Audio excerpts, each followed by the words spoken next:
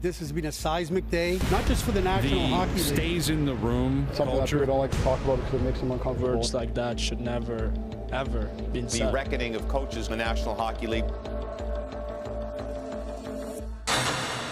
The first strand of undoing this ball of yarn may have been the firing of Mike Babcock. Mitch Marner had a private meeting with Mike Babcock, and the coach asked the then rookie to list the players on the team from best work ethic to worst. If something's happened to someone and they feel like it should get out, then let it out.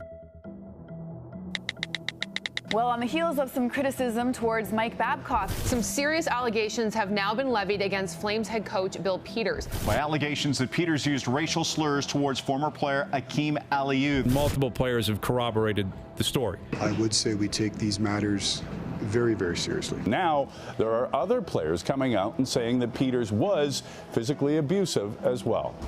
Frank, you spoke with NHLer Dan. What did he say to you? Yes, he confirmed that Bill Peters kicked him on the bench during a game. He also saw another Carolina Hurricanes player, a defenseman, that was hit in the head. You know, with Bill, it for sure happened, the two issues that are in question.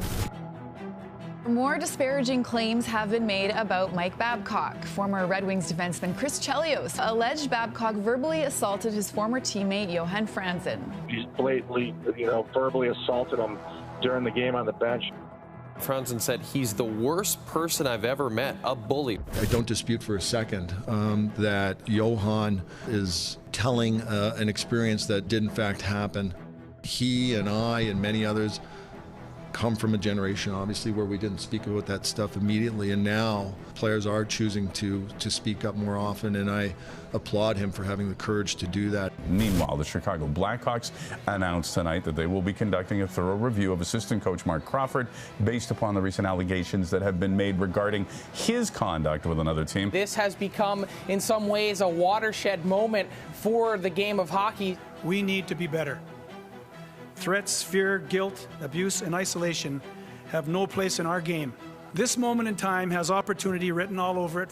With deep humility, Hockey Canada recognizes this moment, and we will continue to work on that which we need to be better at, and we will ask the right people for help.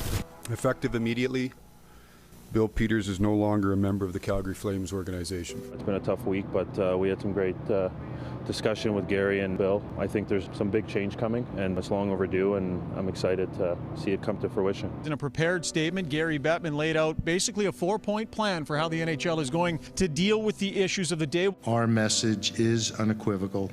We will not tolerate abusive behavior of any kind. Inclusion and diversity are not simply buzzwords. They are a foundational principle for the NHL. The world is changing for the better. This is an opportunity and a moment for positive change, and this evolution should be expedited for the benefit of everyone associated with the game that we love. Off the ice in the NHL, the Stars have fired their head coach, Jim Montgomery, due to unprofessional conduct. This decision was not, I repeat, was not based on on-ice performance. And there's no connection to any past or present players. Blackhawks assistant coach Mark Crawford will remain suspended by Chicago until January 2nd. They have confirmed that Crawford proactively sought professional counseling, has learned from his behavior, and is committed to reform himself. Crawford released a statement saying the following: I offer my sincere apologies for my past behavior. I got into coaching to help people. To think that my actions in any way caused harm to even one player fills me with tremendous regret and disappointment in myself. There's no question that this is going to be handled on a case-by-case basis moving forward, but I think what this speaks to is sort of a period of reckoning that the NHL is undergoing at the moment that is really taking a holistic approach and view on the entire hockey culture.